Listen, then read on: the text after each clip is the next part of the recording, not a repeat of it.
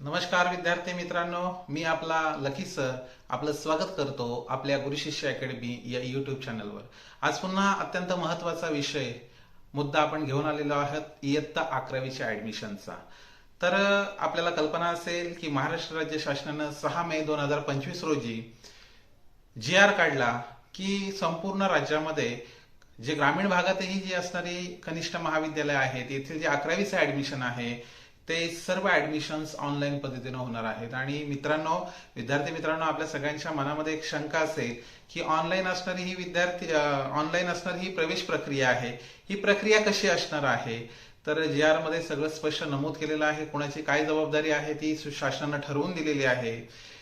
आपण चर्चा करणार आहोत कुठल्या कुठल्या टप्प्यामध्ये कशा प्रकारे आपल्याला ऍडमिशन्स करायचे आहेत, आपल्याला कसं ऍडमिशन घ्यायचंय।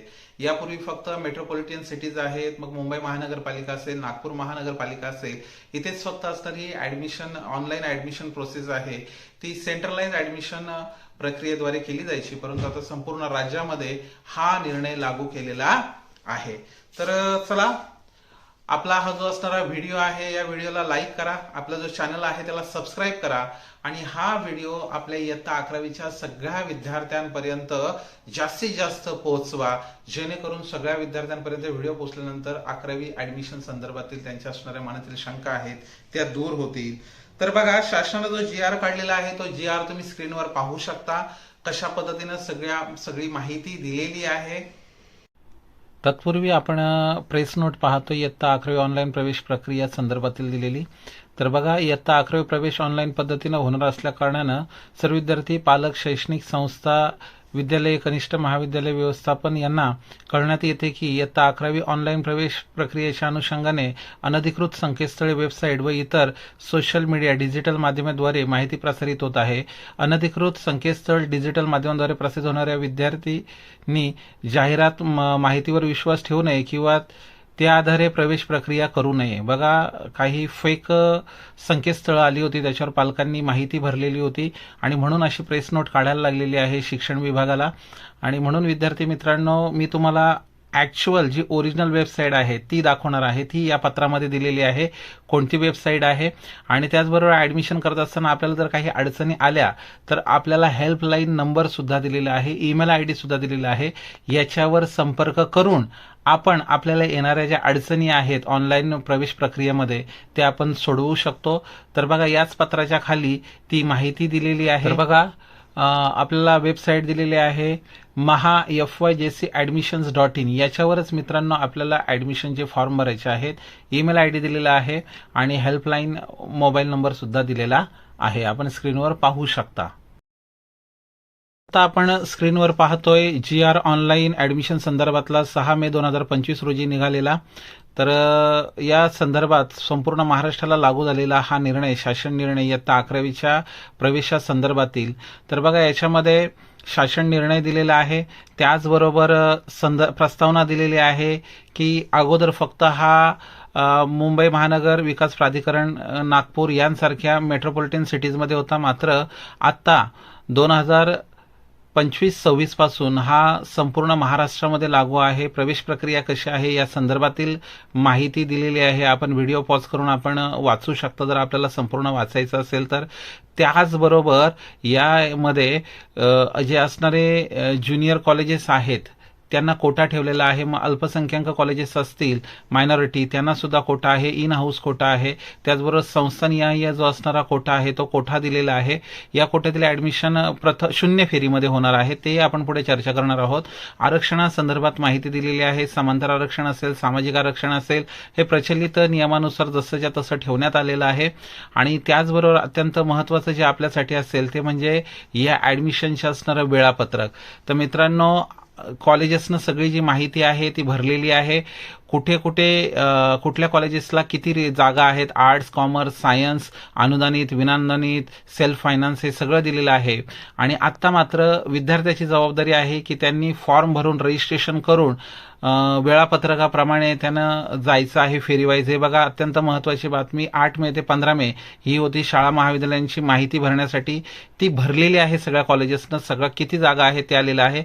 मग आपली जबाबदारी काय, तर 8 मे ते 16 मे दिलेलं आहे, ऍक्च्युअल ती जी तारीख आहे ती शासनासाठी आहे.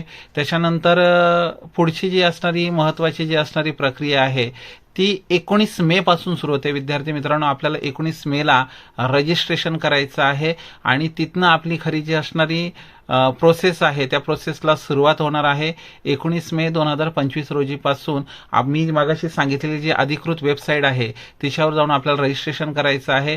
ते रजिस्ट्रेशन केल्यानंतर ज्या काही फेऱ्या आहेत त्या फेऱ्या होणार आहेत. प्राधान्यक्रम भरायचे आहे तेही 19 मे पासूनच सुरू होणार आहे. नंतर मग फेऱ्या सुरू होणार आहेत आणि त्या फेऱ्यांनुसार आपलं ऍडमिशन होणार आहे. तर या संदर्भातील असणारी सगळी जी माहिती आहे ती आता आपण पुढे पाहतोय. पहा, तर सगळ्यात प्रथम आहे ऑनलाईन प्रोफाईल तयार करणे, म्हणजे आपल्याला रजिस्ट्रेशन करायचं आहे. 19 मे पासून हे सुरू होते. त्याच्यानंतर आहे प्राधान्यक्रम भरणे. याच्यामध्ये आपल्याला कॉलेजेस जे आहेत तर त्याचे आपल्याला ते कॉलेजेस निवडायचे आहेत. कमीत कमी एक कॉलेज भरणं अनिवार्य आहे आणि जास्तीत जास्त तुम्ही 10 कॉलेजेसला तुम्ही प्राधान्यक्रम देऊ शकता. त्याच्यानंतर शून्य फेरी सुरू होईल. या शून्य फेरीमध्ये इन हाऊस कोटा, संस्थेचा कोटा या शून्य फेरीमध्ये भरला जाईल आणि प्रथम फेरीपासून मग मात्र जे असणारे रेग्युलरचे ऍडमिशन्स आहेत ते सुरू होतील. नंतर द्वितीय फेरी आहे, तृतीय फेरी आहे आणि चतुर्थ फेरी, अशा सगळ्या फेऱ्या आहेत.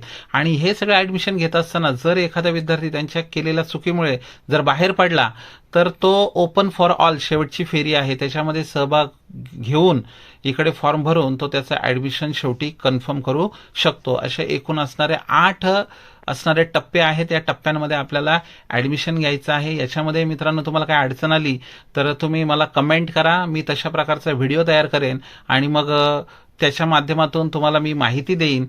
तसंही तुम्ही कमेंट केल्यानंतर तिथेही तुम्हाला ती माहिती दिली जाईल. तर ऑनलाईन प्रवेशासाठी कोणती कागदपत्रे आवश्यक, तर ती आवश्यक कागदपत्रांची सुद्धा यादी दिलेली आहे ती आपण पाहूया. तर आवश्यक कागदपत्र आहेत आपला आधार कार्ड, त्याचबरोबर आता आपण 10वी पास झालो, SSCची मार्कशीट, शाळा सोडल्याचा मूळ दाखला आपला LC आहे ते ओरिजिनल, जातीचा दाखला आपला कास्ट सर्टिफिकेट आणि नॉन क्रिमिनल, हे 5 अत्यंत महत्त्वाची असणारी कागदपत्र आहेत. यांच्याशिवाय आपलं ऍडमिशन होणार नाही. म्हणून विद्यार्थी मित्रांनो, हे आपला जो असणार जातीचा दाखला आहे तो काढून ठेवा तहसीलदार कार्यालयातून, आणि नॉन क्रिमिलियर हे 2 कागदपत्र आपण तहसीलदार ऑफिसमधून घेऊ शकतो. आणि शाळा सोडल्याचा दाखला आपण जिथे 10वी पास झालो तिथनं मिळेल. SSCची मार्कशीट सुद्धा तिथनंच मिळेल.